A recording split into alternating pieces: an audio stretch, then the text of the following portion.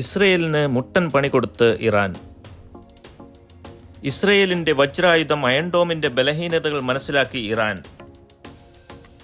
ഇസ്രയേലിനെ ഞെട്ടിച്ച് അയൺഡോമിനെ പറ്റിയുള്ള രഹസ്യ വിവരങ്ങൾ ഇറാന് കൈമാറിയതിന് 2 സൈനികർ അറസ്റ്റിലായതായി റിപ്പോർട്ട്. ടൈംസ് ഓഫ് ഇസ്രയേലാണ് വാർത്ത റിപ്പോർട്ട് ചെയ്തത്.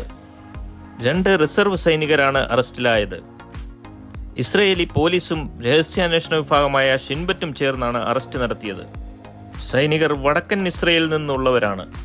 ഇവർ ഇറാനു വേണ്ടി ചാരപ്രവർത്തനം നടത്തുന്നതിനിടയിലായിരുന്നു അറസ്റ്റ്. പണത്തിനു വേണ്ടിയാണ് ഇവർ അയൺഡോമിനെ പറ്റിയുള്ള രഹസ്യ വിവരങ്ങൾ കൈമാറിയത് എന്നാണ് റിപ്പോർട്ട്. അയൺഡോം യൂണിറ്റിൽ ജോലി ചെയ്തിരുന്ന യൂറി എലിസഫോവ് ആണ് പ്രധാനമായും ഇറാനിയൻ ഏജന്റിന് രഹസ്യങ്ങൾ കൈമാറിയത്. ഇസ്രയേലി മാധ്യമമായ ഹാരറ്റ്സ് റിപ്പോർട്ട് ചെയ്യുന്നത് ഇറാനിയൻ ഏജന്റും ഇസ്രയേൽ സൈനികനും സെപ്റ്റംബർ മുതൽ ഇടപാട് നടത്തിവരികയാണെന്നാണ്.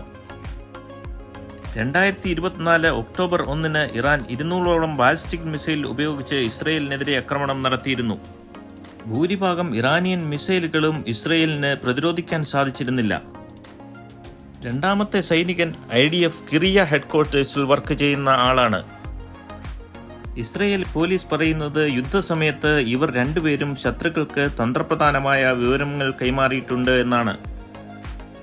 ഇവരുടെ അറസ്റ്റ് കാണിക്കുന്നത് ഇസ്രയേലിനുള്ളിൽ വളർന്നു വരുന്ന ഇറാന്റെ രഹസ്യാന്വേഷണ പ്രവർത്തനങ്ങളാണ്. മൊസാദ് ഇറാനിനുള്ളിൽ ചാരപ്രവർത്തനം നടത്താൻ ശ്രമിക്കുമ്പോൾ ഇറാനും അതേ രീതിയിൽ തിരിച്ചടിക്കുകയാണ്.